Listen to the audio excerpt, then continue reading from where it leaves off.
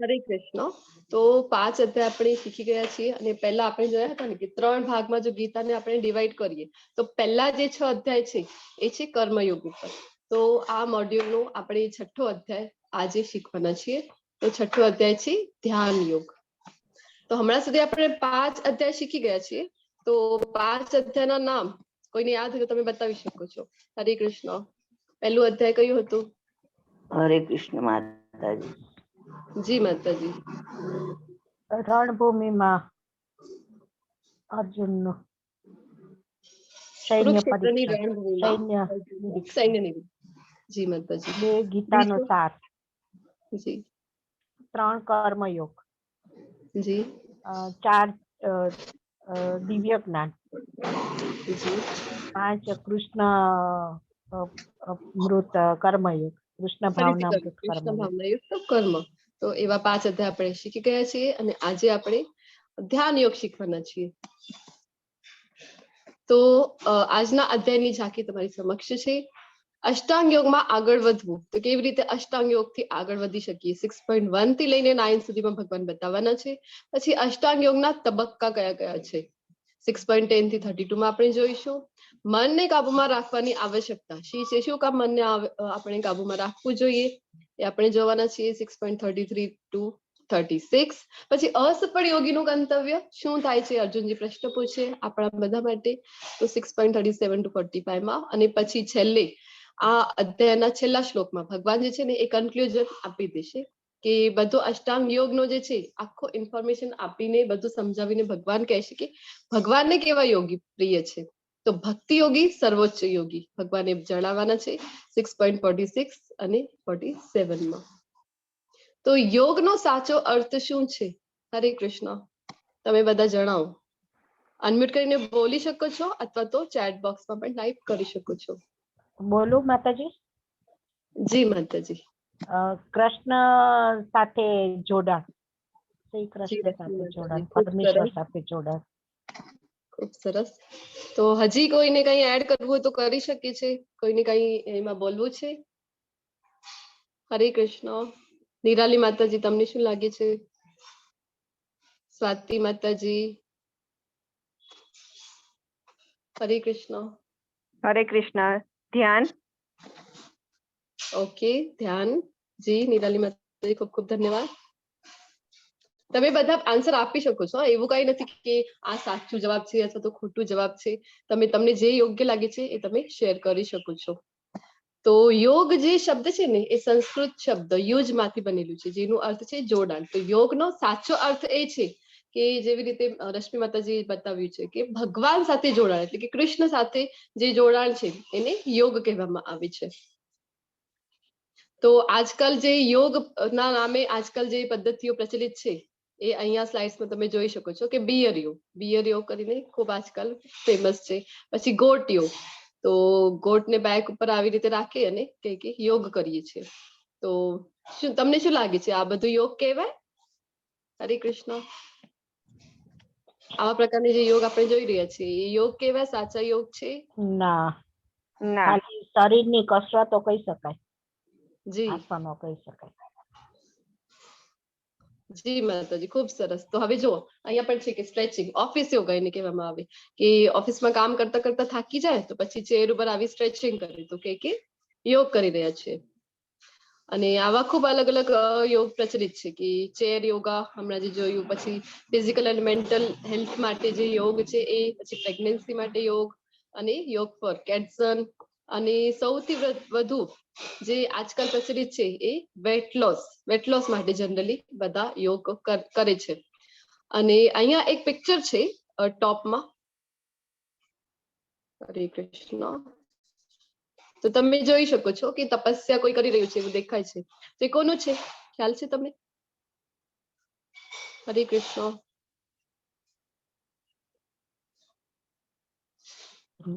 ભગવાન જી માતાજી. ધ્રુવ ભગવાન તો નથી લાગતા. ના, ધ્રુવજી નથી. ધ્રુવજી નથી. ના.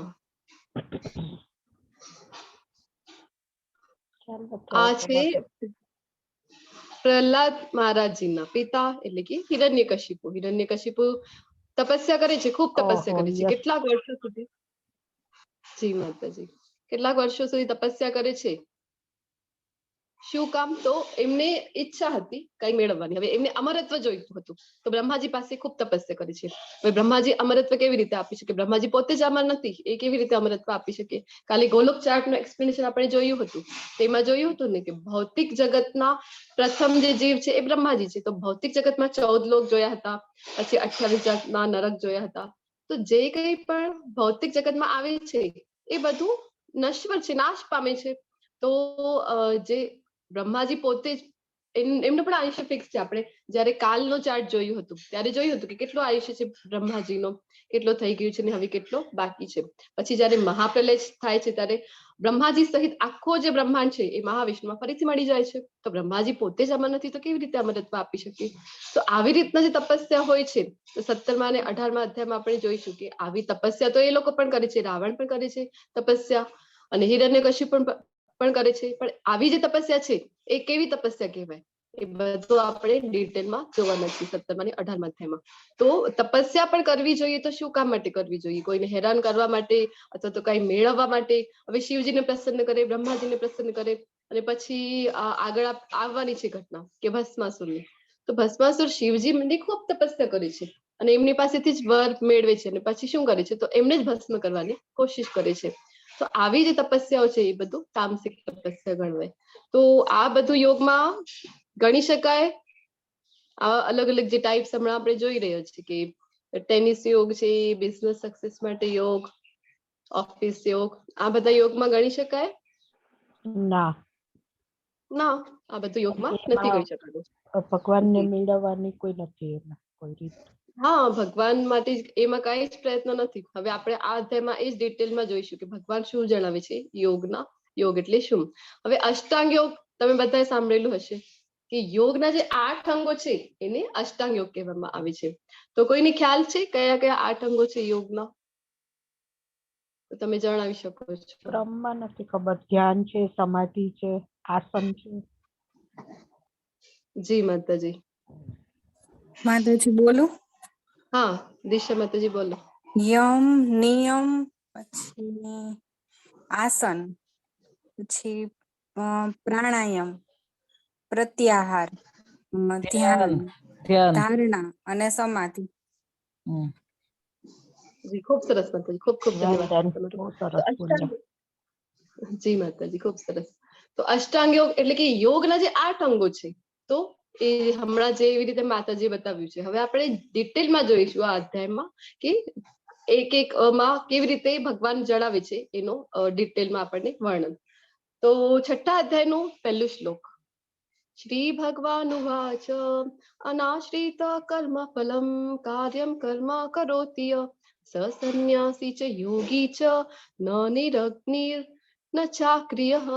પૂર્ણ પુરુષોત્તમ પરમેશ્વર બોલ્યા, જે મનુષ્ય પોતાના કર્મના ફળ પ્રતિ અનાસક્ત છે અને જે પોતાના કર્તવ્ય અનુસાર કર્મ કરે છે તે સંન્યાસી છે, તથા તે જ સાચો યોગી પણ છે, અને નહીં કે જે અગ્નિ પ્રગટાવતો નથી અને કર્તવ્ય કર્મ કરતો નથી. તો આખા કર્મયોગ ઉપર જ 2 અધ્યાય હતા. 3જો અધ્યાય હતો, 5મો અધ્યાય હતો, જેમાં કર્મ વિષય ઉપર ભગવાન ખૂબ ડિટેલમાં જણાવ્યું છે અને ખૂબ ક્લિયર કહે છે ભગવાન કે ભગવદ ગીતા આપણે શીખી રહ્યા છીએ. તો ઘણા લોકોને એમ થાય ને કે સંન્યાસ લેવાનો, તેવું જરાય નથી. ભગવાન પોતે અર્જુનજીને ના પાડી દે છે. ભગવાન કહે છે ને, આપણે જોયું છે કે જે નિયત કર્મ કરે છે, કેવી રીતે કે એનું જે ફળ છે, ફળ પ્રત્યે અનાસક્ત, ન કે કર્તવ્ય પ્રત્યે અનાસક્ત. કર્તવ્ય તો આપણે કરવું છે, નિયત ફરજ તો કરવી જ છે, અને ફળનું શું કરવાનું છે? તો ફળ કૃષ્ણને અર્પણ કરવાનું છે. તો પછી કૃષ્ણ શું કરે છે? તો કૃષ્ણ એમાંથી પાપનો ભાગ કાઢી લે છે અને દયા સ્વરૂપે આપણને આ ફળ આપે છે. તો ભગવાન અહીંયા ફરીથી કહી રહ્યા છે 6થા અધ્યાયના શરૂઆતમાં કે ફળ પ્રત્યે અનાસક્ત થવું છે. કર્મના જે ફળો છે એના પ્રત્યે અનાસક્ત થવું છે. અને જે અગ્નિ નથી પ્રગટાવતો અથવા તો પોતાનું જે નિયત કર્તવ્ય કર્મ નથી કરતો એ યોગ્ય નથી કહેવાતો. સાચો યોગી કોણ છે? અહીંયા પણ ભગવાન બતાવી રહ્યા છે. સાચો સંન્યાસી અથવા તો સાચો યોગી કોણ છે? જે પોતાનું નિયત કર્તવ્ય કર્મ કરે છે પણ ફળ પ્રત્યે અનાસક્ત થઈને. માતાજી, અગ્નિ પ્રગટાવતો નથી એટલે? અગ્નિ પ્રગટાવતો નથી એનો અર્થ એવો જ છે માતાજી કે પોતાના જે નિયત ફરજો છે, નિયત કર્તવ્ય કર્મો છે, એ નથી કરતા. હવે ભોજન પણ આપણને બનાવવું હોય તો એની માટે પણ અગ્નિ પ્રગટાવવી પડે છે ને આપણને, એટલે કે પોતાનું કર્તવ્ય કરતા નથી, નિયત જે કર્મ છે એ નથી કરતા. આવો અહીંયા અર્થ થાય છે માતાજી. મનુષ્ય પોતાના મનની સહાયતાથી પોતાનો ઉદ્ધાર કરવો જોઈએ અને પોતાનું પતન થવા દેવું ન જોઈએ. આ મન બધા જીવનો મિત્ર પણ છે અને શત્રુ પણ છે. તો ભગવાન આગળ જણાવી રહ્યા છે કે મનની સહાયતાથી પોતાનો ઉદ્ધાર કેવી રીતે આપણે કરી શકીએ. તો ભગવાન કહી રહ્યા છે કે આ જે મન છે ને આપણું, આ સૌથી મોટો મિત્ર છે અને એ જ સૌથી મોટો શત્રુ પણ છે. તો તમે મને જણાવો હવે કેવી રીતે મન મિત્ર કેવી રીતે છે અને શત્રુ કેવી રીતે છે. હરે કૃષ્ણ. તમને શું ખ્યાલ આવે છે?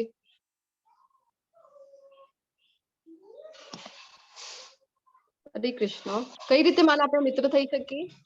મન જે પ્રમાણે કરે એ પ્રમાણે આપણે કાર્ય નથી કરવાનું, એટલે કે મનના ગુલામ નથી થઈ જવાનું, તો એ આપણો મિત્ર બની શકે, અધરવાઇઝ શત્રુ. જી માતાજી, ખૂબ સરસ. જયશ્રી માતાજી, તમને કઈ એડ કરવું છે? ઈલા માતાજી. આત્મા જ આત્માનો મિત્ર છે. આત્મા જ ઓકે. આત્મા જ આત્માનો મિત્ર છે અને આત્મા જ આત્માનો શત્રુ છે. અચ્છા. હરે ઓકે. કૃષ્ણ માતાજી. જી માતાજી.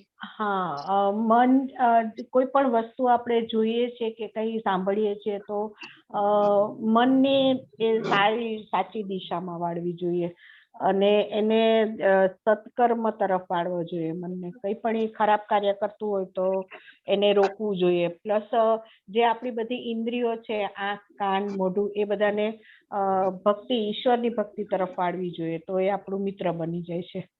અને ખરાબ પ્રવૃત્તિ તરફ વળશું તો એ આપણો શત્રુ બની જશે.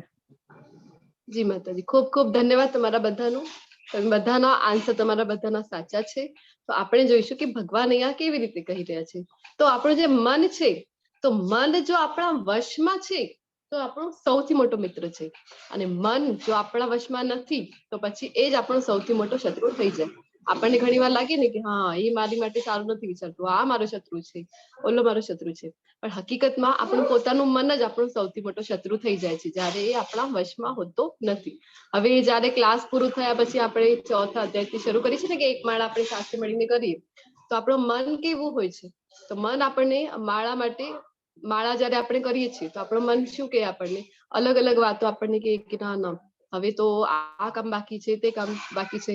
તો માળા માટે જનરલી આપણે જોઈએ તો પાર્ટિસિપેટ્સ રોકાતા નથી. તો મન જે છે આપણું જો વશમાં હોય તો મનને ખબર હોય કે આપણી માટે શ્રેય શું છે. ભક્તિમય સેવામાં જો મનને લગાડી આપણે જોયું હતું ને કે આમ તો મનને લગાવવું ખૂબ જ મુશ્કેલ છે, પણ કેવી રીતે આપણે મનને લગાવી શકાય? તો ધીરે ધીરે જો આપણે ઇન્દ્રિયોને આપણે ભગવાનની સેવામાં લગાવીશું તો મન પણ લાગી જશે. તો આવી રીતે મન આપણો શત્રુ પણ છે અને મિત્ર પણ છે. યોગ અને ભોગ વચ્ચે શું તફાવત છે? હરે કૃષ્ણ. હરે કૃષ્ણ. હરે કૃષ્ણ માતાજી. જી રશ્મિ.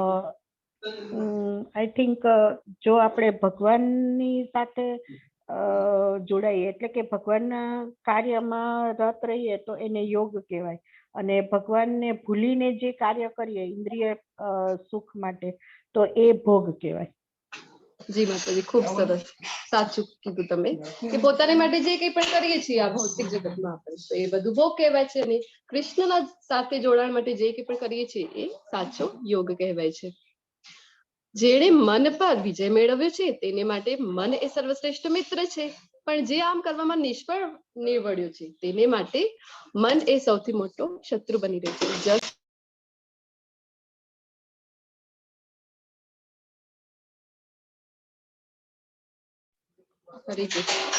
તો હમણાં જ આપણે જોયું ને કે આપણું મન જો આપણા વશમાં છે તો આપણી માટે મિત્ર બની શકે છે, અધરવાઇઝ એ આપણો સૌથી મોટો શત્રુ છે. જેણે મનને જીત્યું છે તેને માટે પરમાત્મા પ્રાપ્ત થયેલા જ છે, કારણ કે તેણે શાંતિ પ્રાપ્ત કરેલી છે. આવા પુરુષ માટે સુખ દુઃખ, ઠંડી ગરમી અને માન અપમાન એક સમાન જ હોય છે. હવે જો મનને જીત્યું છે, જો મન આપણા વશમાં છે અને આપણને ખબર છે કે કેવી રીતે આપણે આખો જે જોયું હતું ગોલોકચાર્ટમાં કે ભૌતિક જગત ને ભૌતિક જગતમાં પણ આપણી પરિસ્થિતિ એટલે આપણે ક્યાં સ્થિત છીએ, તો તો આપણે જોયું હતું ને કે પૃથ્વીલોક ઉપર આપણે છીએ, આપણે ઉપર પણ 6 લોક હજી છે.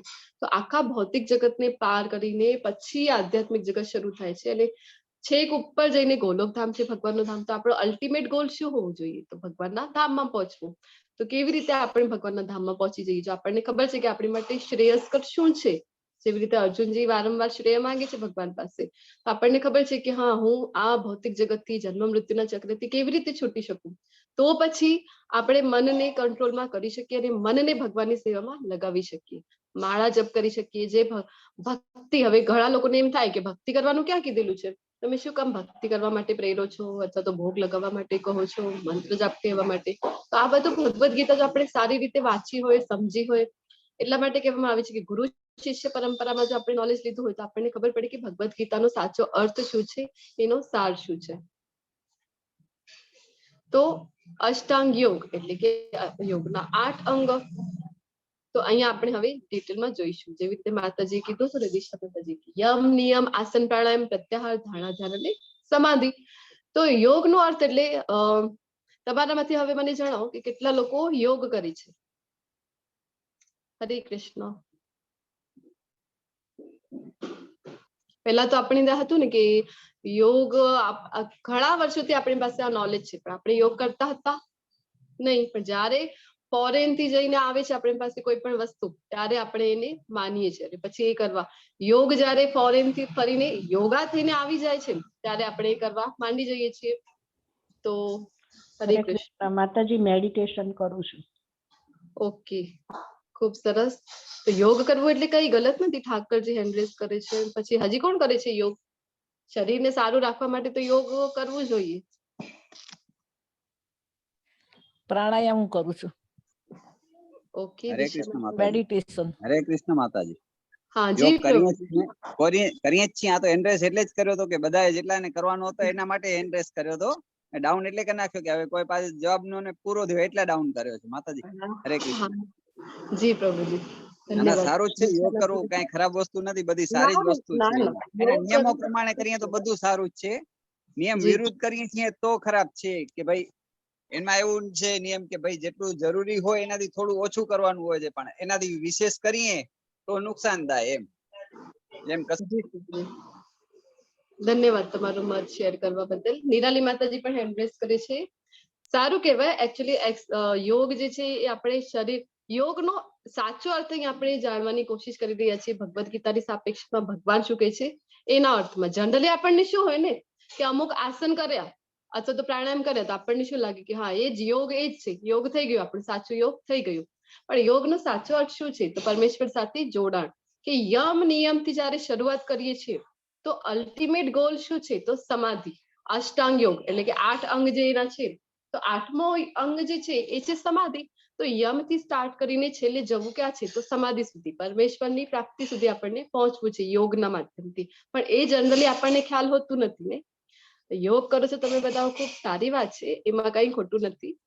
હવે આપણે જોઈશું કે ડિટેલમાં યમ એટલે શું છે. તો 6.10માં આ હવે હેડિંગ જે આપેલી છે ને કે દરેક વસ્તુની અષ્ટાંગ યોગ, યમ નિયમ આસન, તો એવી રીતે તમે જયારે ભગવદ્ ગીતામાં જોશો ને તો ત્યાં આવી કોઈ હેડિંગ આપેલી નથી.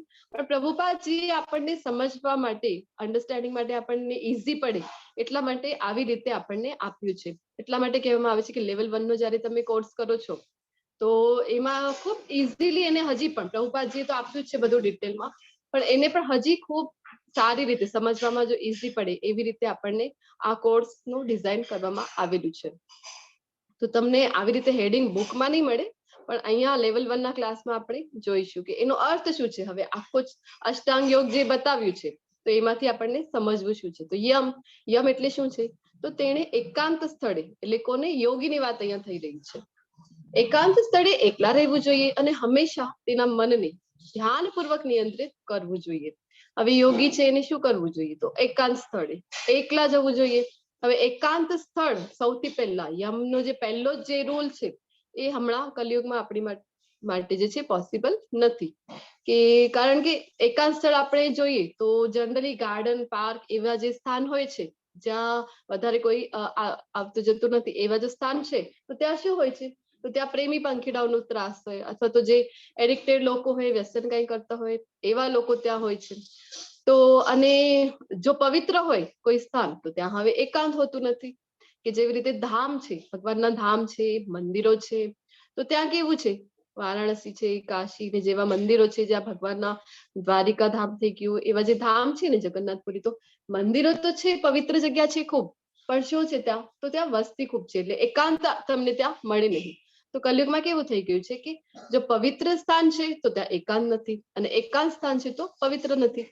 અને બીજું છે કે એકલા રહેવું જોઈએ. તો એકલા રહેવું, તો પહેલા કેવું હતું કે ગુરુકુળમાં શિક્ષણ કરતા હતા બધા, તો ગુરુકુળમાં તે બધું તેમને શીખડાવવામાં આવતું, ગુરુ જે છે બધું શીખડાવતા કે તમને મિનિમમ રિસોર્સિસ સાથે કેવી રીતે તમે જીવન જીવી શકશો, ફળ ફૂલ ખાઈને પણ તમે કેવી રીતે જીવી શકશો, એવું બધું નોલેજ તેમને આપવામાં આવતું. જંગલી જાનવરો છે એમનાથી તમે કેવી રીતે રક્ષણ મેળવી શકશો, એ બધું તેમને નોલેજ આપવામાં આવતું.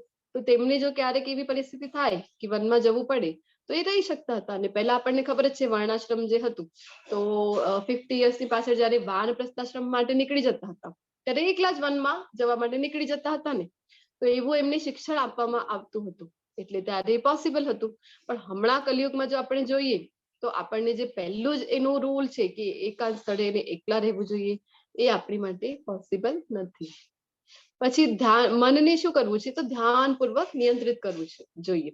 તો મન આપણું જે છે, મન આપણું ક્યારે પણ એક જ મિનિટમાં કેટલા અલગ અલગ જગ્યાએ દોડી જાય છે.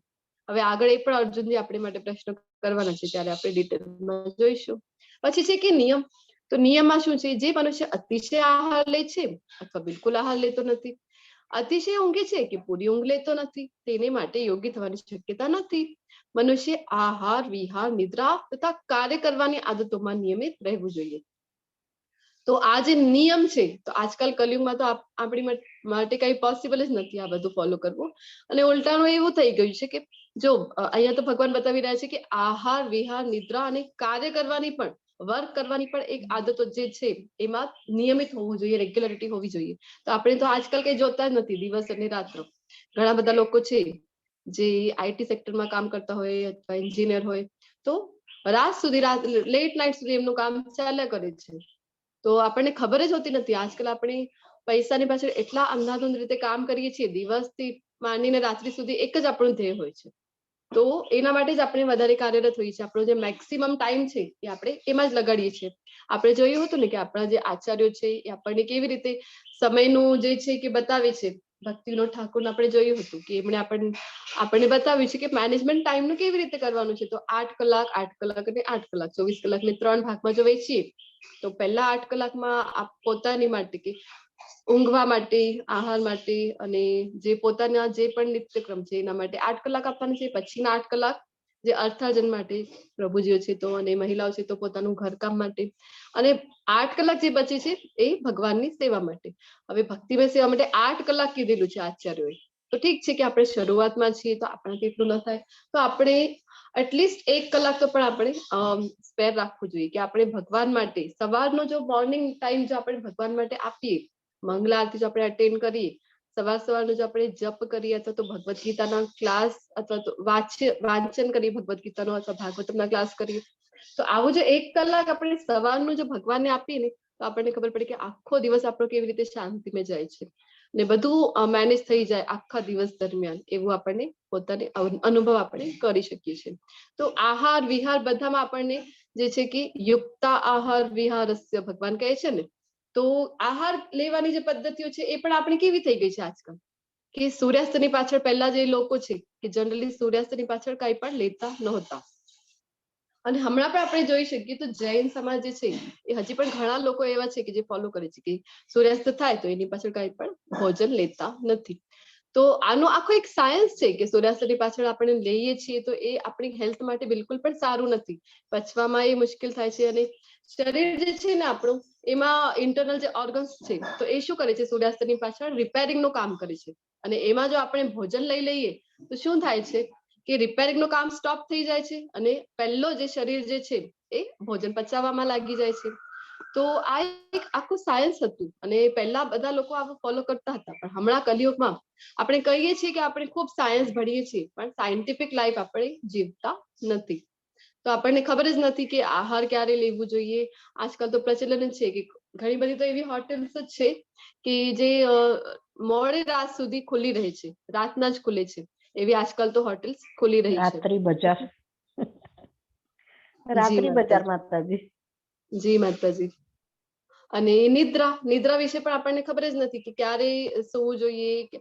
લેટ નાઇટ સુધી હવે મોબાઈલ ફોન આવી ગયા છે બધાની પાસે. 4G જ્યારથી આવી ગયું છે તો બધા શું કરે, તો લેટ નાઇટ સુધી મોબાઈલમાં ગેમ્સ રમતા હોય અથવા તો કઈ વિડીયોઝ જોતા હોય, ખબર જ ના પડે કે કેટલા વાગી ગયા છે. પછી મોડેથી સવારે ઉઠવાનું, આવું બધું આપણું રૂટીન થઈ ગયું છે. તો નિયમ, આ બધા નિયમમાં આવે છે કે એ બધું આપણે યુક્ત આહાર વિહાર, આ બધા નિદ્રાનો, કાર્ય કરવાનો એક નિયમ હોવું જોઈએ, રેગ્યુલરિટી હોવી જોઈએ, એક ટાઈમ ફિક્સ હોવું જોઈએ. આવી રીતે યોગ્ય વર્તન કરવાનું છે. પછી આવે છે કે આસન. કુશા ઘાસને જમીન પર પાથરવું અને પછી તેને મૃગચર્મથી ઢાંકી ઉપર સ્વર્ણ વસ્ત્ર પાથરવું. તો આસનમાં ભગવાન કહે છે કે કુશા ઘાસ જે હોય છે ને એની સ્મેલથી બારીક બારીક જે જીવ જંતુ હોય ને એ નજીક નથી આવતા. અને પછી મૃગચર્મને ઢાંકવાનું છે. તો મૃગચર્મનું અહીંયા કહેવામાં આવેલું છે, ભગવદ્ ગીતામાં મૃગચર્મનું કહેવામાં આવેલું છે. એનો અર્થ એ છે કે જંગલમાં જવાનું અને ત્યાં જઈને શિકાર કરવાનું, હરણનો શિકાર કરવાનો. પછી એનું જે ચામડું છે એ ખેંચીને કાઢીને પછી એ વાપરવાનું.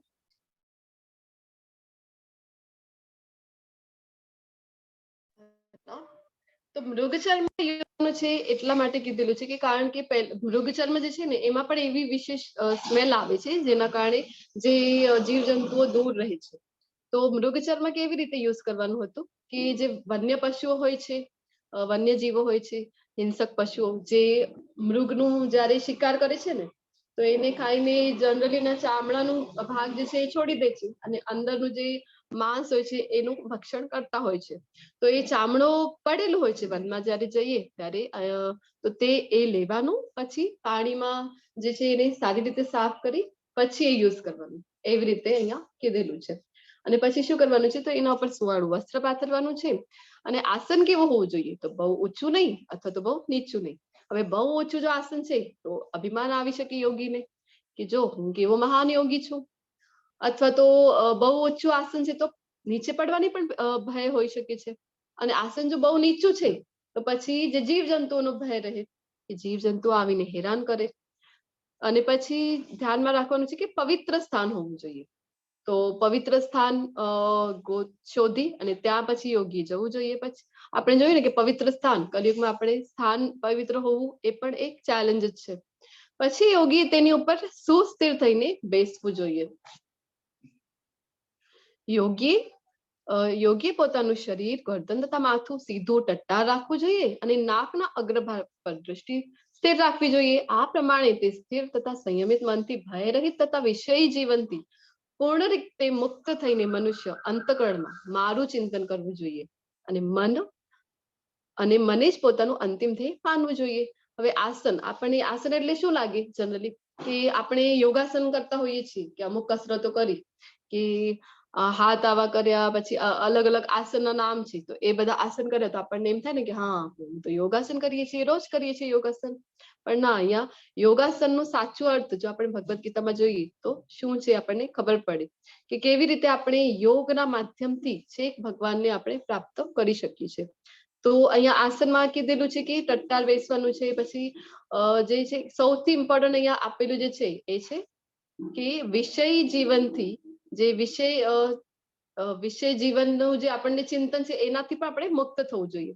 તો મન જે છે એ કોનામાં લગાવવાનું છે, તો ભગવાન કહે છે કે મનને મારામાં સ્થિર કરવાનું છે. તો બધા જે વિચારો છે એ બધા મૂકીને મન કોનામાં સ્થિર કરવાનું છે, તો કૃષ્ણ ભગવાનમાં. કૃષ્ણને જયારે આપણે કૃષ્ણમાં મનને સ્થિર કરીએ છીએ તો આપણું આ જે આસન વાળું જે સ્ટેપ છે એ પૂરો થાય છે. પછી પ્રાણાયામ છે. પ્રાણાયામમાં શું છે, તો આપણને જનરલી શું ખબર હોય છે, પ્રાણાયામ એટલે કે કપાલભાતિ કર્યું, પછી રેચક કુંભ શ્વાસ લઈ લીધું અંદર, થોડીક વખત રોકી રાખ્યું અને પછી ઉચ્છ્વાસ કર્યું. તો આવા જે છે એ જ પ્રાણાયામ આપણને ખબર હોય છે. પ્રાણાયામનું એક જ આપણને મહત્વ ખબર છે કે હા હેલ્ધી રહેવા માટે, એ પણ એનું મહત્વ છે.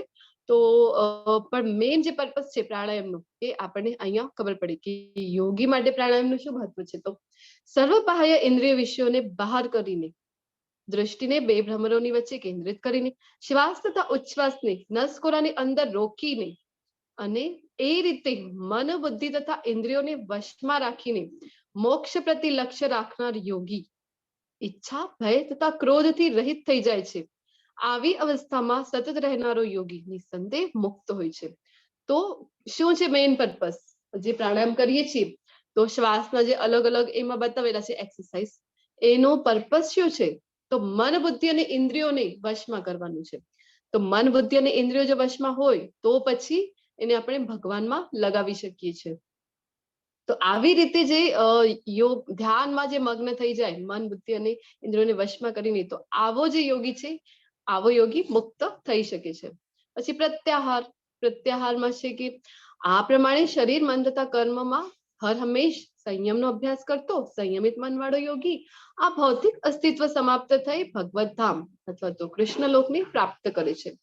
તો જેટલા પણ નિયમો બતાવ્યા છે આવી રીતે જો નિયમોનો ફોલો કરવામાં આવે અને આવી રીતે નિયમિત અભ્યાસ જો કરવામાં આવે તો પછી આવી રીતે અભ્યાસ કરીને પછી જે સંયમિત યોગી થાય છે એ કૃષ્ણ લોકને અથવા તો ભગવત ધામને પ્રાપ્ત કરી શકે છે. યોગની થ્રુ કેવી રીતે ભગવાનને પ્રાપ્ત કરી શકીએ એ અહીંયા જણાવવામાં આવ્યું છે. પછી છે કે ધારણા. જ્યારે યોગી યોગાભ્યાસ દ્વારા પોતાના માનસિક કાર્યોને સંયમિત કરી લે છે અને અધ્યાત્મમાં સ્થિત થઈ જાય છે અર્થાત સર્વ ભૌતિક ઈચ્છાઓથી રહિત થઈ જાય છે, ત્યારે તે યોગમાં સુસ્થિર થયેલો કહેવાય છે. ધારણાનો અર્થ શું છે?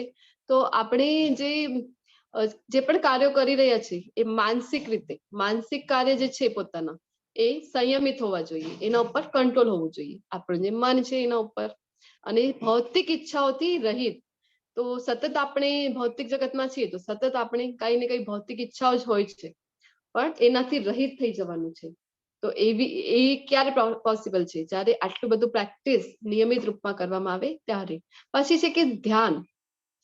જેવી રીતે વાયુ રહિત સ્થાનમાં દીવો અસ્થિર થતો નથી, તેવી જ રીતે જે યોગીનું મન વશમાં હોય છે તે દિવ્ય આત્માના ધ્યાનમાં સદા સ્થિર રહે છે. હવે આપણે જોયું હતું કે આપણે શરીર નથી અને આત્મા છીએ. તો આત્મામાં કેવી રીતે ધ્યાન આપણું સ્થિર થઈ શકે છે? તો જ્યારે આપણું જે મન છે એટલે યોગીનું જે મન છે એ જો સ્થિર છે, વશમાં છે, તો જેવી રીતે દીવો છે એ વાયુ રહિત સ્થાનમાં કોન્સ્ટન્ટ જ રહે છે, હાલતું નથી. તો એવી રીતે યોગી પણ પોતાના ધ્યાન જે છે પોતાનું એ લગાવી શકે છે જ્યારે એનું મન વશમાં હોય. પછી જે અંતિમ ચરણ છે એ છે સમાધિ. સમાધિમાં શું આવે? તો જેને સમાધિ કહેવામાં આવે છે એ પૂર્ણાવસ્થામાં મનુષ્યનું મન યોગાભ્યાસ દ્વારા ભૌતિક માનસિક ક્રિયાઓથી પૂરેપૂરું સંયમિત થઈ જાય છે. આ સિદ્ધિનું વિશિષ્ટ લક્ષણ એ છે કે મનુષ્ય શુદ્ધ મનથી પોતાને જોઈ શકે છે અને પોતાની અંદર આનંદ માણી શકે છે. તો પોતાની અંદર જ આનંદ ક્યારે માણી શકીએ આપણે? તો જ્યારે સમાધિની અવસ્થા સુધી પહોંચી જઈએ. હવે સમાધિની અવસ્થા શું છે? તો તે આનંદાવસ્થામાં મનુષ્ય દિવ્ય ઇન્દ્રિયો દ્વારા અનુભવાતા અપાર દિવ્ય સુખમાં સ્થિત રહે છે. એ રીતે પ્રસ્થાપિત થયેલો મનુષ્ય કદાપી સત્યથી જુદો પડતો નથી અને આ સુખની પ્રાપ્તિ પછી આનાથી મોટો કોઈ લાભ હોય એમ તે માનતો નથી. આવી સ્થિતિ પામીને મનુષ્ય મોટામાં મોટી વિપત્તિમાં પણ વિચલિત થતો નથી. ખરેખર સમાધિની આ અવસ્થા એ જ તો ભૌતિક સંસર્ગમાંથી ઉપજતા સર્વ દુઃખોમાંથી પ્રાપ્ત થતી વાસ્તવિક મુક્તિ છે. તો અહીંયા આપણે ભૌતિક જગતમાં છીએ તો આપણે ભૌતિક સંસર્ગથી હંમેશા જે કંઈ પણ દુઃખી થયા કરીએ છીએ, જે કંઈ પણ આપણી સાથે થાય છે એનાથી આપણે કન્ટિન્યુઅસલી દુઃખી થયા કરીએ છીએ. તો એનાથી બહાર કેવી રીતે આવી શકીએ? તો ભગવાન કહે છે સમાધિની અવસ્થામાં જો પહોંચી જાય યોગી. તો આપણે જોયું છે કે ઘણા બધા એવા ઋષિ મુનિઓ છે કે એ સમાધિમાં એવી રીતે સમાધિમાં સ્થિત થઈ જાય છે કે એમની આજુબાજુની છે કીડીઓના રાફડા પણ બની જાય તો પણ એમને ખબર પડતી નથી. એટલા એ મગન થઈ જાય છે સમાધિમાં. તો સમાધિની અવસ્થા એટલે કે છે કે યમ નિયમથી શરૂ કરી ને સમાધિ સુધી પહોંચવું અષ્ટાંગ યોગનું જે પર્પસ છે. તો કેવી રીતે આપણે યોગના માધ્યમથી અષ્ટાંગ યોગના માધ્યમથી ભગવત પ્રાપ્તિ ભગવત ધામને પ્રાપ્ત કરી શકીએ. આ છે સાચો યોગ. તો હવે તમે મને કહો કે કલયુગમાં યોગ પોસિબલ છે એવું કોને લાગે છે કે યોગ કરવું? હમણાં આપણે બધા કલયુગમાં છીએ તો આપણે યોગ કરી શકીએ? યોગના થ્રુ આપણે ભગવત પ્રાપ્તિ કરી શકીએ? ના માતાજી. Not possible. યસ માતાજી. હજી કોઈને લાગે છે એવું પોસિબલ છે કે નથી પોસિબલ? પોસિબલ નથી. પોસિબલ માતાજી પોસિબલ. જી, તો આગળ આપણે જોઈશું કે અર્જુનજી શું કહે છે આ વિષયમાં. તો મન પોતાની ચંચળ તથા અસ્થિર વૃત્તિને કારણે જ્યાં જ્યાં ભટકતું હોય ત્યાંથી મનુષ્ય તેને સર્વથા પાછું વાળી લેવું જોઈએ અને પોતાના નિયંત્રણ હેઠળ લાવવું જોઈએ. હવે આપણું મન કેવું છે? તો ચંચળ છે અને અસ્થિર છે. આ એનું મનનું જે ગુણધર્મ છે, તો એના કારણે એ કન્ટિન્યુ અલગ અલગ જગ્યાએ ભટકતું હોય છે.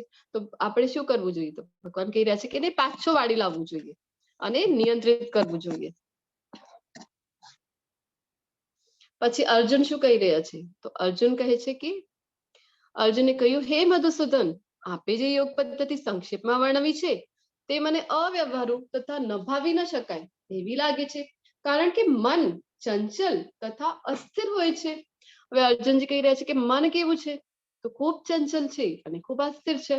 તો એ મને નથી લાગતું, તમે આટલી બધી જે યોગ પદ્ધતિ સમજાવી તો રહ્યા છો, પણ મને નથી લાગતું કે આ પ્રેક્ટિકલ છે. આ મને અવ્યવહારુ લાગી રહી છે. આ કરવું તો મારે માટે તો સંભવ નથી. તો હમણાં જ આપણે જોયું કે કલયુગમાં અષ્ટાંગ યોગનો અભ્યાસ કરવો મુશ્કેલ કેવી રીતે છે. તો અહીંયા અર્જુનજીના જીવનની અલગ અલગ ઘટનાઓ છે. તો પહેલી ઘટના કઈ છે? બધાને જનરલી ખ્યાલ હશે. હરે કૃષ્ણ. માતાજી ગુરુ દ્રોણાચાર્ય શીખવાડે છે ધનુર્વિદ્યા. જી રશ્મિ માતાજી, ખૂબ સરસ. તો ધનુર્વિદ્યા શીખડાવતા હતા, પણ ઘટના કઈ છે? પક્ષીની અર્જુન આંખ પક્ષીની વીંધવાની આંખ છે. ચીંધી છે ઈ. આંખ વીંધવાની છે. જી પ્રભુજી, માતાજી ધન્યવાદ. તો જયારે નાના નાના હતા, ગુરુકુળમાં ભણતા હતા બધા, તો ત્યારે કહેવામાં આવ્યું હતું ને એમને કે એક પક્ષી મૂકેલું હતું ઝાડ ઉપર અને કહેવામાં આવ્યું હતું કે તમને શું દેખાય છે? બધાને પૂછતા હતા એક એકને બોલાવીને ગુરુ દ્રોણ. તો બધા અલગ અલગ કે કોઈ કે મને આકાશ દેખાય છે, કોઈ કે મને ઝાડના પાંદડા દેખાઈ રહ્યા છે, ડાળખી દેખાઈ રહી છે, પક્ષી દેખાઈ રહ્યું છે, એવું બધું બધા લોકો કહેતા હતા. પછી જયારે અર્જુનજીને બોલાવે છે તો અર્જુનજી શું કહે છે કે મને કેવળ પક્ષીની આંખ દેખાઈ રહી છે. ત્યારે એમને ગુરુ દ્રોણાચાર્ય કહે છે કે હવે તું તીર નિશાનો જે છે તું સાધ. તો એટલા ફોકસ્ડ હતા. આ બધી ઘટનાઓ છે તો એમાંથી શું ખબર પડે છે આપણને કે અર્જુનજી જે છે એક અર્જુનજીનું ગ્લોરિફિકેશન કરવામાં આવેલું છે અહીંયા. તો અર્જુનજી કેટલા ફોકસ્ડ હતા અને કેટલા મહાન હતા, મહાન યોદ્ધા હતા, એ આપણને ખબર પડે. હવે બીજી કઈ ઘટના છે? હરે કૃષ્ણ. એનો સ્વયંવર વાળી માતાજી ચીજ છે ઈ માછલીની આંગળી માછલીની આંખો ચીંધવાની છે ઈ. દ્રૌપદી સ્વયંવર જયારે થાય છે ને ત્યારે મત્સ્યવિદ. જી, ખૂબ સરસ ઠાકર પ્રભુજી, માતાજી ધન્યવાદ. તો દ્રૌપદીજીનું જયારે સ્વયંવર હતું તો કેવી શરત મૂકેલી હતી કે નીચે તેલનું આખું જે છે પાત્ર મૂકેલું હતું અને ઉપર જે હુકમાં માછલી ટાંગેલી હતી. તો એ કેવી રીતે કે આખી ફરતી હતી ગોલ ગોલ, અને નીચે એનું પ્રતિબિંબ તેલમાં જોઈને એની આંખ વીંધવાની હતી. તો અર્જુનજી કેટલા ફોકસ્ડ હતા, તો કેવી રીતે એ નિશાનો સાધી લે છે. પછી ત્રીજી જે ઘટના છે એ છે કે જયારે આપણે પહેલા દિવસે પણ આ ઘટના થોડીક સંક્ષેપમાં જોઈ હતી કે દ્રુપદને જયારે બંદી બનાવવા માટે ગુરુ દ્રોણાચાર્ય ગુરુ દક્ષિણામાં માંગે છે કે દ્રુપદને બંદી બનાવીને લાવો, ત્યારે અર્જુનજી એમને બંદી બનાવીને લાવે છે. દ્રુપદ પણ ખૂબ મહાન યોદ્ધા હતા, તો એમને પરાસ્ત કરીને બંદી બનાવીને ગુરુ સામે લઈ આવે છે. તો આવી જે ઘટનાઓ છે અર્જુનજીની, તો એનાથી આપણને ખબર પડે છે કે અર્જુનજી કેટલા ફોકસ્ડ હતા અને કેટલા મહાન યોદ્ધા હતા. પછી આ કઈ ઘટના છે? જસ્ટ જિગ્નેશ પ્રભુજી, are you there? Yes, Mataji. So give me 2 minutes, so I will be. Okay, Mataji.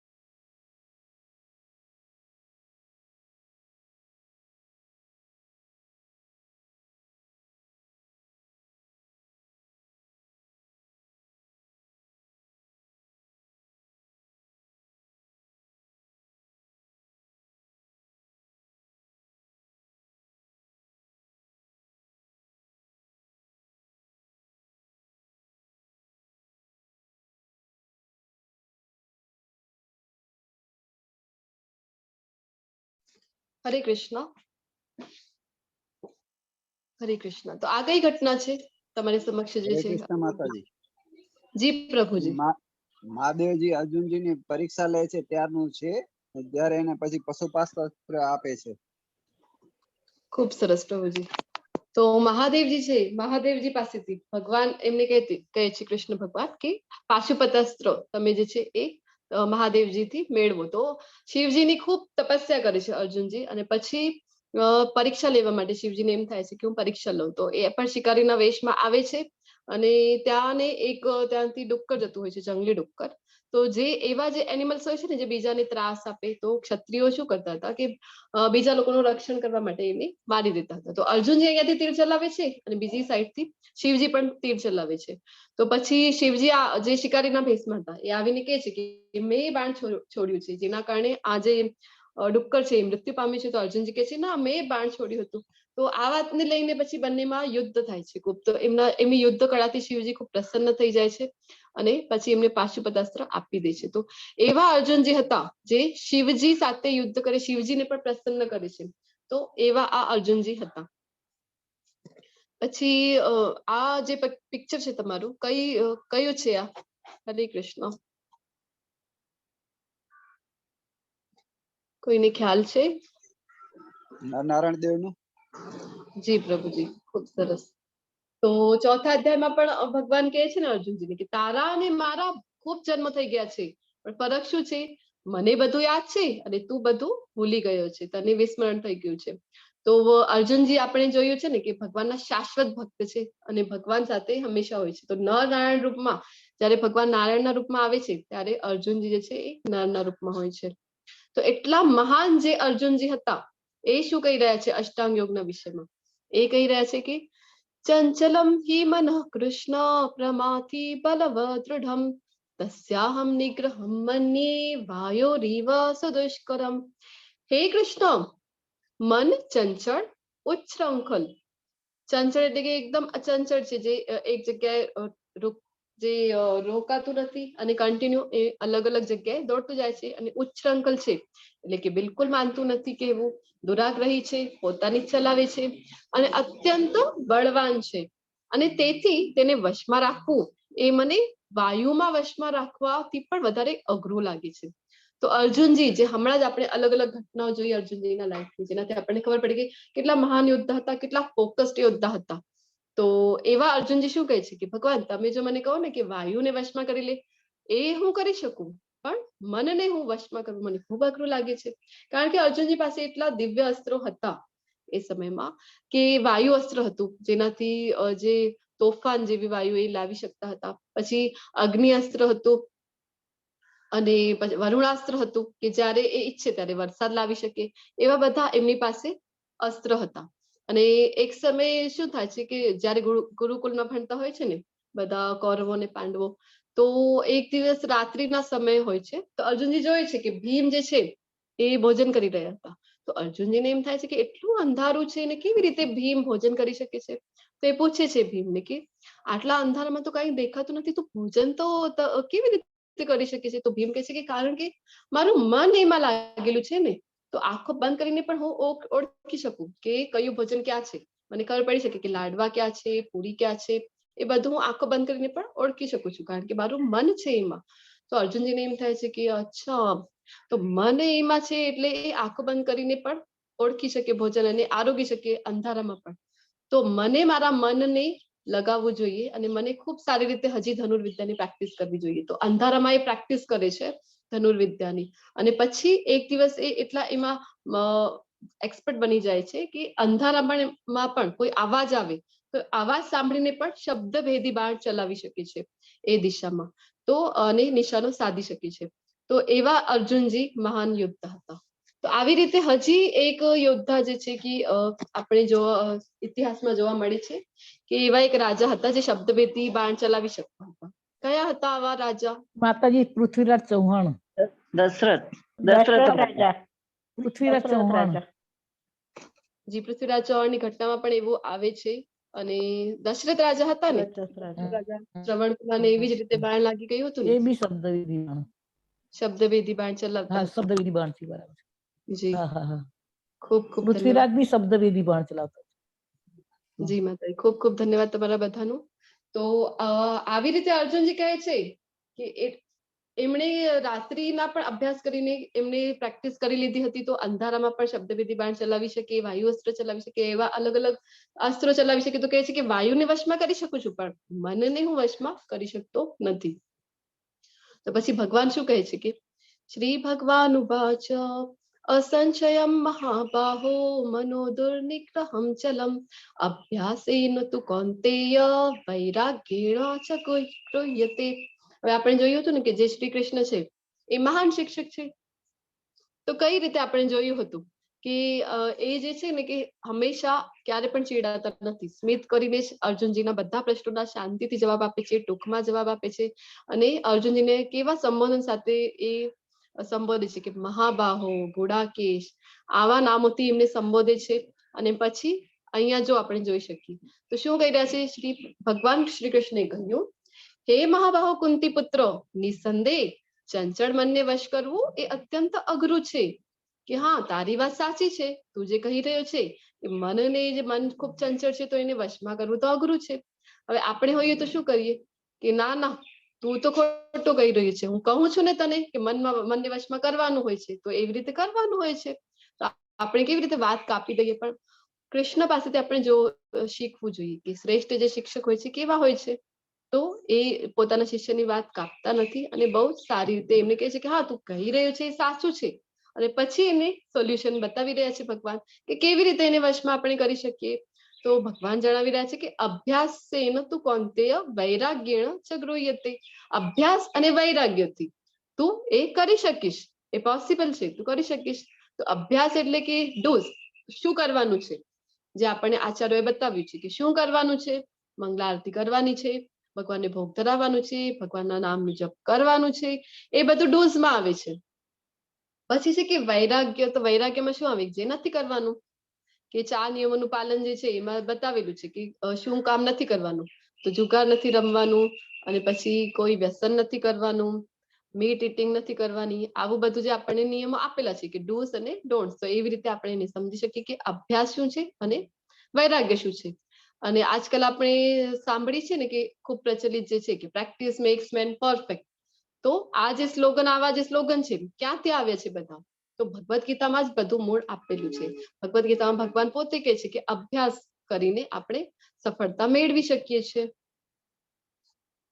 તો વૈરાગ્ય, અને વૈરાગ્ય આપણે જેવી રીતે સંન્યાસમાં જોયું હતું, તો એવી રીતે વૈરાગ્યને પણ પ્રભુપાદજી કેવી રીતે સમજાવે છે કે કાંઈ પણ છોડવાનું નથી. ભૌતિક જગતમાં આપણે છીએ તો બધાનું ત્યાગ કરીને બેસી નથી જવાનું કે આ હું વાપરીશ નહીં, મારા ઇન્દ્રિયોને કંટ્રોલ કરવાનું છે તો આ છોડી દઉં, તે છોડી દઉં, આવી રીતે નહીં. તો સાચું વૈરાગ્ય શું છે, તો પ્રભુપાદજી સમજાવે છે, સાચું વૈરાગ્ય એ છે કે આપણી પાસે જે કંઈ પણ છે એ આપણે કૃષ્ણની સેવામાં લગાવીએ, તો એ આપણું સાચું વૈરાગ્ય છે. જે મનુષ્યનું મન અસંયમિત છે તેને આત્મ સાક્ષાત્કાર દુર્લભ હોય છે, પરંતુ જેનું મન સંયમિત છે તથા જે યોગ્ય ઉપાય દ્વારા પ્રયત્ન કરે છે તેને નિશ્ચિતપણે સફળતા પ્રાપ્ત થાય છે. એ મારો અભિપ્રાય છે.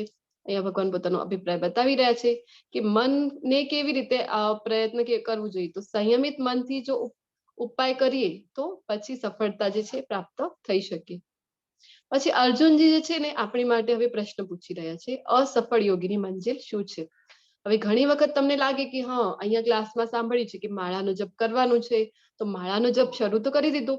ઘણા લોકો છે કે જે પહેલી વખત સાંભળે કે આચાર્યોએ 16 માળા કહેવાનું કીધું છે, તો 16 માળાથી શરૂ પણ કરી દે છે.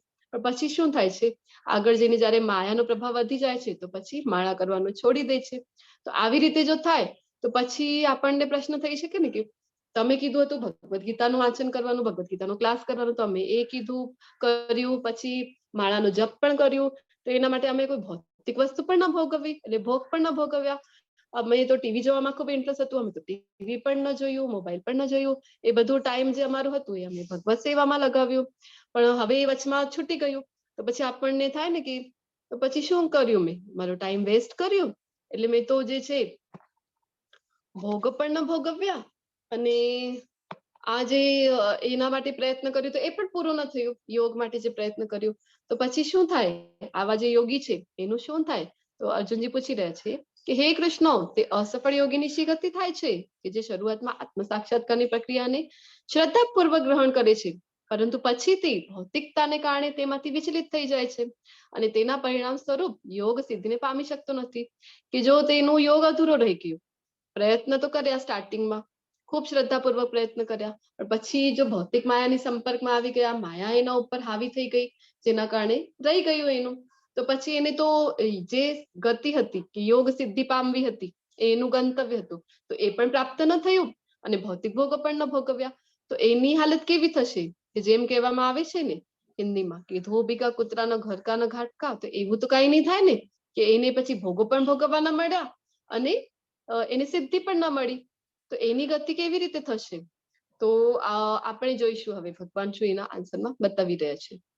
અસફળ યોગી પુણ્યાત્મા લોકોના લોકમાં અનેક વર્ષો સુધી સુખ ભોગવ્યા પછી સદાચારી લોકોના અથવા તો ગર્ભ શ્રીમંત લોકોના ગુણમાં જન્મ પ્રાપ્ત કરે છે. તો ભગવાન બતાવી રહ્યા છે. હવે અહીંયા યોગી ની વાત થઈ રહી છે ને, તો યોગી એટલે કયા યોગી? તો ભક્તિ યોગમાં જે કાર્યરત છે એને અહીંયા યોગી કહેવામાં આવ્યું છે. તો એવા જે અસફળ યોગી છે કે જેની કાં તો મૃત્યુ આવી ગઈ, એના કારણે પણ જો અધૂરું રહી ગયું એમનું જે યોગ હતું, એક તો ભૌતિકતામાં ફસાઈ ગયા જેના કારણે અધૂરું રહી ગયું, અથવા તો વચમાં જ મૃત્યુ આવી ગઈ, તો આવા કોઈ પણ કારણથી જો અધૂરું રહી ગયું, તો પછી ભગવાન બતાવી રહ્યા છે તો પછી પુનર્જન્મમાં એનું શું થાય છે? તો એને પુણ્યાત્માઓના લોકમાં. હવે ઘણી વખત આપણે ભક્તિમય કાર્ય શરૂ તો કરીએ છીએ પણ વચમાં મૂકી દઈએ છીએ, કારણ કે ભૌતિક ઈચ્છાઓ ખૂબ હોય છે, ભોગો ભોગવવાની ઈચ્છાઓ હોય છે. તો ભગવાન કેવા છે? તો ભગવાન ખૂબ દયાળુ છે. એ શું કરે આપણી માટે? તો એવી વ્યવસ્થા કરે છે કે હા, તારી ઈચ્છા હતી તો પછી તું ઉચ્ચતર જે લોકો છે ત્યાં જઈને અનેક વર્ષો સુધી ભોગ ભોગવી લે, તારી ઈચ્છા હતી એટલે, અને પછી સદાચારી લોકોના અથવા તો ગર્ભ શ્રીમંત જે લોકોના કુળ છે એવા કુળમાં જન્મ મળે, કે ખૂબ શ્રીમંત હોય છે, અડાની છે, અંબાની છે, આવા જે કુટુંબ છે, આવા કુટુંબમાં જન્મ મળે છે. તો શું કામ મળે છે? કારણ કે એને પોતાનું જે અર્થાર્જન માટે વધારે પ્રયત્ન સમય ત્યાં વેડવવું પડતું નથી, તો એ સમયનો સદુપયોગ એ કરી શકે છે કે અધૂરો રહી ગયું હતું તો હવે તું આગળથી ભક્તિ કર અને જે તારું ગંતવ્ય હતું એ તું પ્રાપ્ત કરી લે. એટલા માટે ભગવાન શ્રીમંત કુટુંબમાં જન્મ આપે છે. પણ આપણે શું કરીએ જનરલી કે શ્રીમંત કુટુંબમાં કોઈ છે તો ભોગો ભોગવવામાં એટલા બધા જે છે ઓતપ્રોત થઈ જાય છે કે લાઈફનો અલ્ટિમેટ ગોલ શું છે એ જ ખબર પડતો નથી. તો આવા કુટુંબોમાં એક તો ઉચ્ચ લોકમાં જઈને એ ભોગ ભોગવી શકે છે અને પછી ગર્ભ શ્રીમંત કુટુંબમાં એને જન્મ મળે છે. અને કાં તો જો દીર્ઘ યોગાભ્યાસ પછી અસફળ રહે તો તે એવા અધ્યાત્મવાદીના કુળમાં જન્મ પામે છે કે જેઓ અતિશય જ્ઞાનવાન હોય છે. ખરેખર આ જગતમાં આવો જન્મ પામવો એ અત્યંત દુર્લભ છે. ભગવાન પોતે બતાવી રહ્યા છે કે આવા કુળમાં જો તમને જન્મ મળ્યું છે કે જ્યાં બાળપણથી ભક્તિમય કુટુંબ હોય છે, તો ભક્તિમય વાતાવરણ આજુબાજુ મળી રહે છે, આખા જે ઘરના સભ્યો છે બધા ભક્તિમય સેવામાં જોડાયેલા છે, નાનપણથી સેવા શીખવવામાં આવે છે કે ભગવાનની સેવા કેવી રીતે કરવાની. તો આવા કુટુંબમાં જો તમને જન્મ મળે છે તો ભગવાન કહે છે કે ખૂબ જ દુર્લભ છે આવી જગ્યાએ તમને જન્મ મળી રહ્યું છે. તો દાખલા તરીકે આપણા જે શ્રીલા પ્રભુપાદજી છે, શ્રીલા પ્રભુપાદજી 5 વર્ષના હતા ત્યારે જ એમની ઈચ્છા થયેલી કે રથયાત્રા કાઢવી છે, તો એમના પિતા એમને બધી વ્યવસ્થા કરી આપે છે, નાના એવા વિગ્રહ પણ લઈ દે છે, એમને શીખડાવે છે કે કેવી રીતે સેવા કરાવવાની. પછી એમના જે ગુરુ હતા ભક્તિ સિદ્ધાંત સરસ્વતી મહારાજ, તો એ પણ એમનો જન્મ ક્યાં થયું? તો ભક્તિ વિનોદ ઠાકુર જે આપણા આચાર્ય પરંપરામાં આવે છે, ખૂબ મહાન આચાર્ય છે, ભક્ત છે, ભગવાનના અનન્ય ભક્ત છે, એવા કુટુંબમાં જન્મ મળે છે. તો જો આપણી પહેલાના જન્મમાં એટલે ભક્તિમય સેવા જે છે ને એ ક્યારે પણ વ્યર્થ જતી નથી.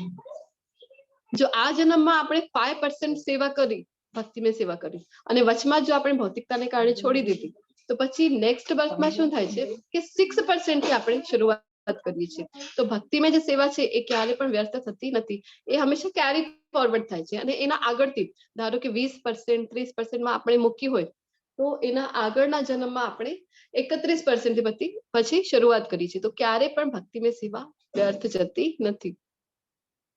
પછી 6થા અધ્યાયના છેલ્લા શ્લોકમાં ભગવાન જે છે પોતાનું કન્ક્લુઝન આપે છે. યોગી કેવો શ્રેષ્ઠ કહેવાય અથવા તો ભગવાનને કેવો યોગી પ્રિય છે. યોગીનામ અપી સર્વેષામ મદ્ગતિનાંતરાત્મના શ્રદ્ધાવાન ભજતે યો મામ સમે યુક્ત તમો મતઃ. સર્વ યોગીઓમાંથી જે યોગી અત્યંત શ્રદ્ધાપૂર્વક મને પરાયણ હોય છે, પોતાના અંતઃકરણમાં મારું ચિંતન કરે છે અને મારી દિવ્ય પ્રેમમય સેવા કરે છે, તે યોગમાં મારી સાથે અત્યંત ગાઢ રીતે સંકળાયેલો છે અને તે બધામાં સર્વોચ્ચ છે. આ જ મારો મત છે.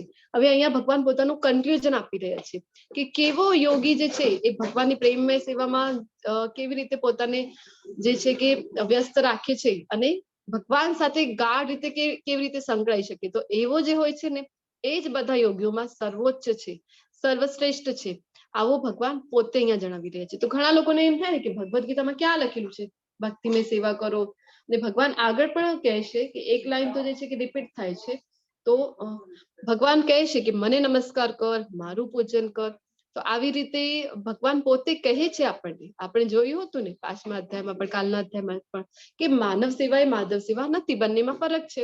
અને ભગવાન આ શ્લોકમાં પણ જણાવી રહ્યા છે કે જે ભક્તિયુક્ત સેવા કરે છે, શ્રદ્ધાયુક્ત ભગવાનને ભજે છે, તો શ્રદ્ધાવાન ભજતે યો મામ, મને જે ભજે છે, તો એવો જે યોગી છે એ શ્રેષ્ઠ છે, એ જ સર્વોચ્ચ છે.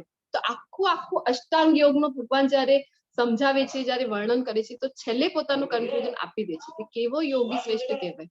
તો ભગવાન બતાવે છે કે આવો યોગી જે ભક્તિમય સેવા કરે, શ્રદ્ધાપૂર્વક કરે. હરે કૃષ્ણ. જય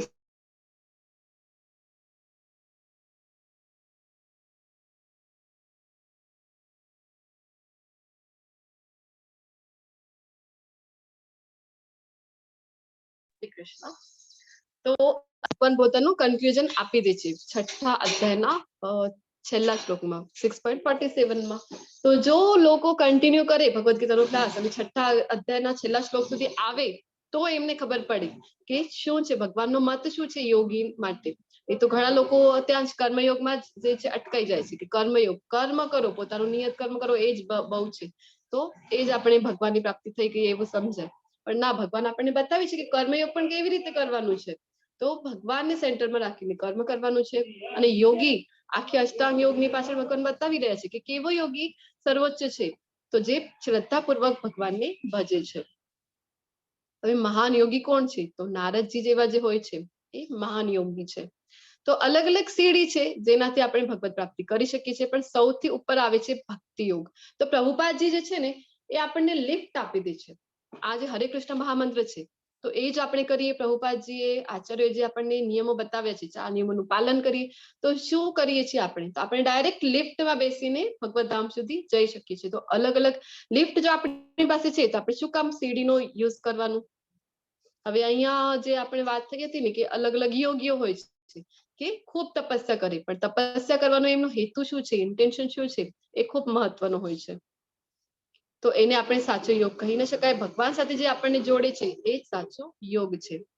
પછી હવે અહીંયા તો આ અધ્યાય સમાપ્ત થયો, પણ હવે આપણે જોઈશું કે શું કામ મંત્ર જાપ કરવા માટે કહેવામાં આવે છે. તો અહીંયા શાસ્ત્રોક્ત એના થોડાક રેફરન્સીસ આપેલા છે. તો શ્રીમદ ભાગવતમ 12મો સ્કંદ 12મો 3જો અધ્યાય ને 52મો શ્લોક, એમાં શું જણાવવામાં આવેલું છે? તો અલગ અલગ જે યુગ હતા, તો અલગ અલગ યુગ માટે કયા અલગ અલગ જે યજ્ઞ કહેવામાં આવેલા હતા, એ અલગ અલગ યોગ પદ્ધતિ કઈ હતી અલગ અલગ યુગ માટે? તો કૃતે યજ્ઞયાયતો વિષ્ણુમ ત્રેતાયામ યજતો મખેઃ દ્વાપરે પરિચર્યાયામ કલો તદ્હરિ કીર્તનાत्. તો આપણે જોયું હતું ને કે જે સતયુગ હતો, તો એમાં કયું યોગ હતું? તો ધ્યાન યોગ દ્વારા તપસ્યા કરીને ભગવાનને પ્રાપ્ત કરી શકતા હતા. પછી આવ્યું ત્રેતા યુગ, તો એમાં હવન, સ્વાહા વાળું જે હવન હતું. પછી આવ્યું દ્વાપર યુગ, તો દ્વાપર યુગમાં અર્ચા વિગ્રહ સેવા કરીને ભક્તિ પ્રાપ્તિ થઈ શકતી હતી. અને હમણાં આપણે કલયુગમાં છીએ, તો કલયુગમાં કયું બેસ્ટ છે આપણી માટે, કયું શ્રેષ્ઠ છે? તો શ્રીમદ ભાગવતમમાં આપેલું છે કે હરિ કીર્તન. કલયુગમાં આપણે ભગવાનને કેવી રીતે પ્રાપ્ત કરી શકીએ? તો હરિ કીર્તન દ્વારા. તો પરીક્ષિત મહારાજ જયારે કલયુગના જે ગુણો સાંભળે છે ને સુદ ગોસ્વામી પાસેથી કે કલયુગ કેવું હશે, તો ઘોર કલયુગ જયારે હશે, હમણાં તો આપણે જોયું હતું ને કે આપણે સ્ટાર્ટિંગમાં જ છીએ કલયુગના, તો જયારે ખૂબ ઘોર કલયુગ આવશે, તો બધું જયારે શ્રવણ કરે છે ને, તો એમને ખૂબ ખરાબ લાગે છે કલયુગના લોકો માટે કે અરે કલયુગના મનુષ્યોને આવું બધું સહન કરવું પડશે, એમનો ખૂબ ખરાબ લાગે છે. ત્યારે જે સુદ ગોસ્વામી છે એ એમને સુખદેવજી જે છે, સુખદેવજી એમને જણાવે છે કે હા કલયુગમાં તો આવું બધું થવાનું જ છે, પણ એક સારી વાત છે કલયુગની. કઈ? તો કેવળ હરિનામથી જ ભગવાનની પ્રાપ્તિ થઈ શકશે. એક તો કલયુગમાં મનુષ્યનો આયુષ્ય ખૂબ નાનો છે અને કેવલ હરિનામથી જ જે છે ભગવાનને એ પ્રાપ્ત કરી શકશે. તો અલગ અલગ યુગ માટે અલગ અલગ જે યજ્ઞ હતા, આપણે જોઈએ તો સતયુગનો ભગવાન વિષ્ણુનું ધ્યાન, ત્રેતા યુગમાં યજ્ઞ કરવો, દ્વાપર યુગમાં મંદિર વિગ્રહ પૂજા, અને કલયુગ માટે હતું પ્રભુના પવિત્ર નામનો જપ. તો શાસ્ત્ર સંદર્ભ, જે આપણે ભગવદ્ ગીતાનું વાંચન કરીએ, ભાગવતમનું શ્રવણ કરીએ તો આપણને ખબર પડે કે ક્યાં એ બધું આપેલું છે. આપણને ઘણી વાર થાય ને કે હા જપ કરવાનું ક્યાં કીધેલું છે, તો જપ માટે ભગવાનના અલગ અલગ નામો આપેલા છે જે શાસ્ત્રોમાં. પણ હમણાં જે આપણે કલયુગમાં છીએ તો કલયુગ માટેનો જે એક જ મંત્ર આપેલું છે એ છે હરે કૃષ્ણ મહામંત્ર. તો ક્યાં છે એના બધા રેફરન્સ? તો અહીંયા શ્રીમદ કલી સંકીર્તન ઉપનિષદ જે છે એમાં આપેલું છે. બધા વૈદિક સાહિત્યમાં શોધ્યા પછી હરે કૃષ્ણ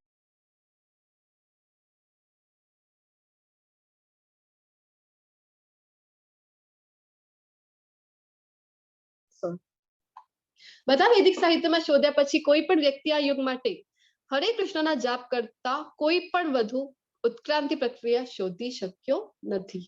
તો સૌથી ઉત્તમ જે છે એ હરે કૃષ્ણ મહામંત્રનો જપ છે. પછી નારાયણ સંહિતામાં કીધેલું છે કે કલયુગમાં માણસો એ ફક્ત ભગવાનના પવિત્ર નામોનું જપ કરવો જોઈએ. અને શ્રી ચૈતન્ય ચરિતામૃત આદિ લીલા 17.21 માં આપેલું છે કે હરે નામ હરે નામ એવ કેવલમ કલો નાસ્તેવ નાસ્તેવ નાસ્તેવ ગતિર અન્યથા. કલ અને દંભના આ યુગમાં મુક્તિનું એકમાત્ર સાધન ભગવાનના પવિત્ર નામોનો જપ છે. બીજો કોઈ રસ્તો નથી, બીજો કોઈ રસ્તો નથી, બીજો કોઈ રસ્તો નથી. અને શ્રીમદ ભાગવતમ 12મો સ્કંદ અધ્યાય 3 અને 51માં શ્લોકમાં શું આપેલું છે? તો કલેર દોષ નિધે રાજન અસ્તિ યેકો મહાન ગુણઃ કીર્તનાદેવ કૃષ્ણસ્ય મુક્ત સંગ પરમ વ્રજેત. હે રાજા, કલિયુગ જો કે દોષોનો મહાસાગર છે, છતાં તેનો એક મહાન સદગુણ પણ છે. કેવળ હરે કૃષ્ણ મહામંત્રનું કીર્તન કરવાથી મનુષ્ય સંસારના બંધનમાંથી છૂટી ને ભગવત ધામમાં ઉર્ધ્વ ગતિને પ્રાપ્ત કરી શકે છે. હમણાં આપણે જોયું ને કે પરીક્ષિત મહારાજ જયારે સાંભળે છે તો દુઃખી થઈ જાય છે. એમને બતાવે છે સુખદેવજી કે કેવી રીતે કલયુગ તો જે છે એ દોષોનો જ મહાસાગર છે. લોકો ખૂબ અહીંયા મિસ્ટેક કરવાના છે, દોષ કરવાના છે, પણ એક અહીંયા જે છે એનો એક ફાયદો શું છે? તો કેવલ હરે કૃષ્ણ મહામંત્રનો જપ કરીને હરિનામથી એ ભગવત ધામ સુધી પહોંચી શકશે. અને ભગવદ્ ગીતા, આ બધા અલગ અલગ શાસ્ત્રોના આપણે જોયા રેફરન્સ, પણ ભગવદ્ ગીતાની જો આપણે વાત કરીએ કેવળ તો અધ્યાય 10મો અને શ્લોક નંબર 25મો. તો 10.25 માં ભગવાન પોતે કહેવાના છે કે યજ્ઞાનામ જપ યજ્ઞોસ્મિ, સર્વ યજ્ઞોમાં પવિત્ર નામોનો જપ હું છું. તો ભગવદ્ ગીતામાં ભગવાન પોતે કહે છે. તો આપણે શું કરવું જોઈએ? તો હરે કૃષ્ણ મહામંત્રનો જપ કરવો જોઈએ. હવે સંકીર્તન યજ્ઞ, તો હરે કૃષ્ણ મહામંત્ર કેવી રીતે કરવાનું આપણે જોઈ ગયા છીએ કે સૌ પ્રથમ એ મંત્રનું ઉચ્ચારણ કરવાથી પહેલા પંચતત્વ મંત્રનો જપ કરવાનું છે, જે છે જય શ્રી કૃષ્ણ ચૈતન્ય પ્રભુ નિત્યાનંદ શ્રી અદ્વૈત ગદાધર શ્રીવાસાદિ ગૌર ભક્ત વૃંદ. તો શ્રી કૃષ્ણ ચૈતન્ય પ્રભુ એટલે કે ચૈતન્ય મહાપ્રભુ છે. પછી નિત્યાનંદ જે બ્લુ કલરમાં છે એ બલરામજીના ઇન્કાર્નેશન છે. પછી અદ્વૈત પ્રભુજી જે સફેદ દાઢી વાળા જોઈ શકીએ છીએ આપણે, તો સદાશિવ અને મહાવિષ્ણુના કોમ્બિનેશન છે. પછી ગદાધર એટલે કે રાધાજીના ઇન્કાર્નેશન છે. અને શ્રીવાસ એટલે કે નારદ મુનિના. તો જયારે ભગવાન આવે છે કલયુગમાં, ભગવાન જયારે આવ્યા હતા ચૈતન્ય મહાપ્રભુના રૂપમાં, તો ત્યારે બધા એમનો જે ભક્તવૃંદ છે, રસાલો છે, એ સાથે આવી છે એમની સાથે લીલા કરવા માટે. તો આપણે શું કામ પંચતત્વ મંત્ર બોલવું જોઈએ? તો આપણાથી જે કંઈ પણ અપરાધ થાય છે ને એનો દોષ આપણને લાગતો નથી. પછી જપ કેવી રીતે કરવાનો છે? તો આપણે પહેલા પણ વાત થઈ હતી કે સંભળાય એવી રીતે જોરથી કરવાનો છે. પછી દરેક નામનું સ્પષ્ટ ઉચ્ચારણ, હરેક નામ જે એમાં છે તો હરે કૃષ્ણ કૃષ્ણ કૃષ્ણ હરે હરે, હરે રામ રામ રામ હરે હરે. દરેક જે શબ્દ છે એ બધાનું નામ જે છે એ ખૂબ જ સ્પષ્ટ રીતે ઉચ્ચારણ કરવાનું છે. નહીં તો ગાયકીમાં આપણે જનરલી બોલતા હોઈએ તો અડધા વર્ડ્સ જે છે એ સ્કીપ થતા હોય છે.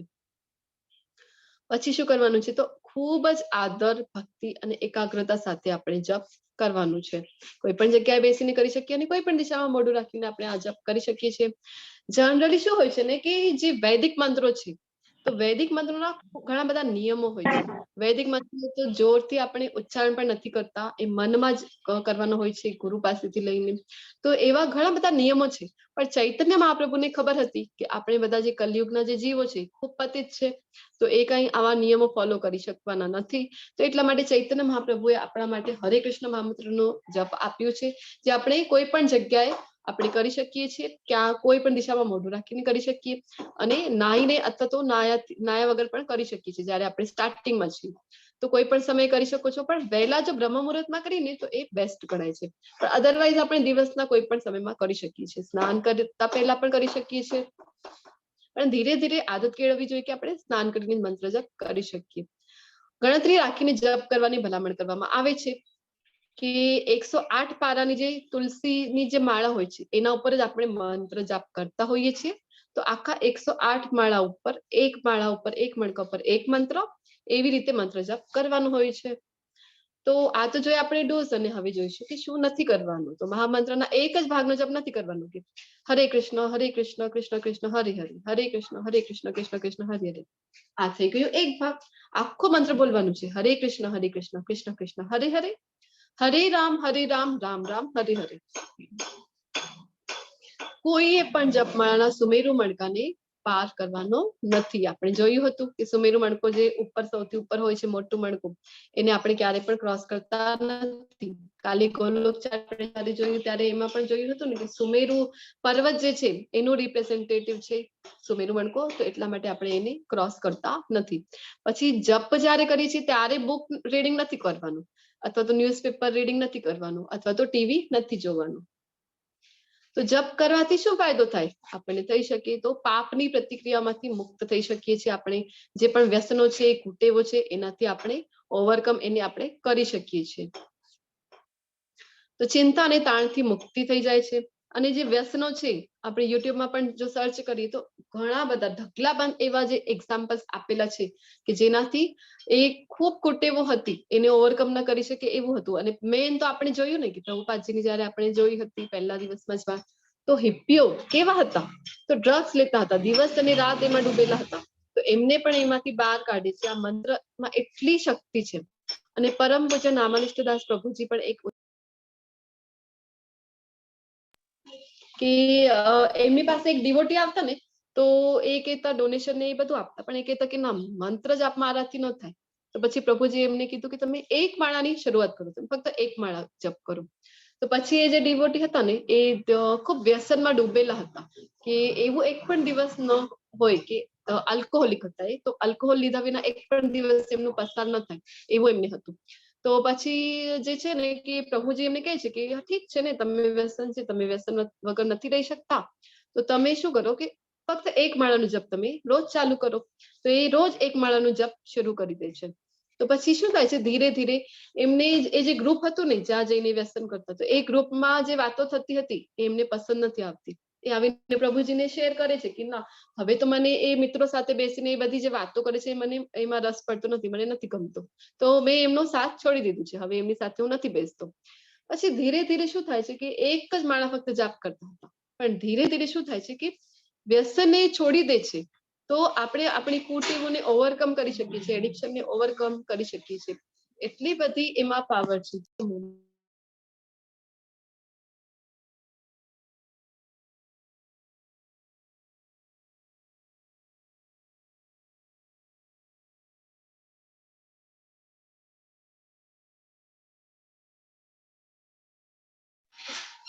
પ્રભુજી, I will be back. No problem માતાજી.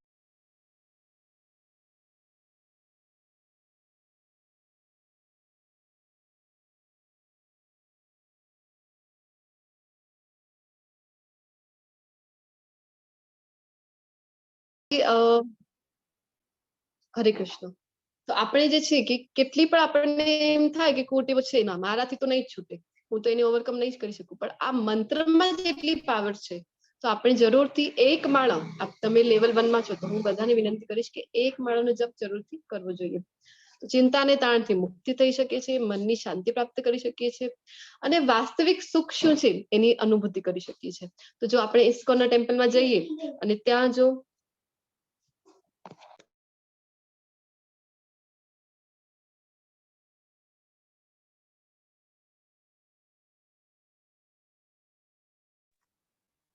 તો વાસ્તવિક સુખ શું છે તો એ આપણને ખબર પડે કે ઇસ્કોન ટેમ્પલમાં જો જઈએ તો કીર્તન ચાલતું હોય તો બધા જે ભક્તો હોય ને એ કેવી રીતે ભગવાનનું જે કીર્તન હોય તો એમાં કેવી રીતે નૃત્ય કરીને સંમિલિત થાય છે, કારણ કે એમને ખબર પડે છે કે વાસ્તવિક સુખ શું છે. પછી બોધ થાય છે આપણને. પછી હરે કૃષ્ણ જપ જે છે એના વિશે લોકોનું શું મત છે એ આપણે જોઈએ. તો ઘણા બધા એવા રેફરન્સ છે કે જે મહાન મહાન લોકો છે જે પોતાના કરિયરમાં ખૂબ સક્સેસફુલ છે, એ લોકો પણ આ મંત્ર જાપ કરે છે અને એ લોકોનું શું કહેવું છે આપણે શોર્ટમાં જોવાની કોશિશ કરીશું. તો જોર્જ હેરિસન, એ જયારે પ્રભુપાદજી અમેરિકામાં હતા ને તો એ જે જોર્જ હેરિસન છે એમનું એક બેન્ડ હતું, જેવી રીતે માઇકલ જેક્સન નું બેન્ડ હતો ને એવી રીતે એમનું પણ બેન્ડ હોય છે. તો એ કહે છે કે ખરેખર ભગવાનની અનુભૂતિ કરવાની પ્રક્રિયા છે આ હરે કૃષ્ણ મહામંત્ર. તો એ પ્રભુપાદજીને ખૂબ સહાયતા કરે છે જોર્જ હેરિસન, અને હરે કૃષ્ણ મહામંત્રનો જપ પણ કરે છે અને એમને ખબર પડે છે કે ભગવાનની અનુભૂતિની પ્રક્રિયા છે.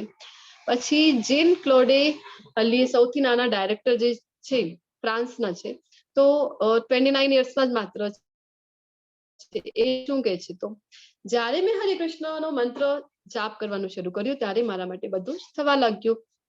પછી આલ્બર્ટ ફોર્ડ, એટલે કે તમે બધાને ખબર છે કે ફોર્ડ કંપનીના જે માલિક છે એમનું કહેવું છે કે હરે કૃષ્ણનો જપ મારા જીવનમાં જબરદસ્ત અસર કરી છે. તો એ દીક્ષિત છે, આ જે આલ્બર્ટ ફોર્ડ છે એ દીક્ષા ગ્રહણ કરી છે અને એમણે ભારતીય જે માતાજી સાથે લગ્ન કર્યા છે એ પણ દીક્ષિત છે. તો રોજ 16 માળાનો એ જપ કરે છે. તો ખૂબ જ એમની સાધના ખૂબ જ સારી છે. તો એ પોતે કહે છે કે હરે કૃષ્ણ જપ કરીને એમને ખૂબ જબરદસ્ત એમની લાઈફમાં ચેન્જની અનુભૂતિ થઈ છે. પછી એનડી દેસાઈ, અગ્રણી ભારતીય ઉદ્યોગપતિ જે છે, એ કહે છે કે હું ઘણા વર્ષોથી હરે કૃષ્ણનો જપ કરું છું અને મને ક્યારેય આનાથી વધુ આનંદકારી મળ્યું નથી. પછી ઋષિકેશ મફતલાલ, એટલે કે સીઈઓ છે, મફતલાલ ફેબ્રિક્સ કરીને ખૂબ મોટી કંપની છે, એ કંપનીના એ પોતે સીઈઓ છે.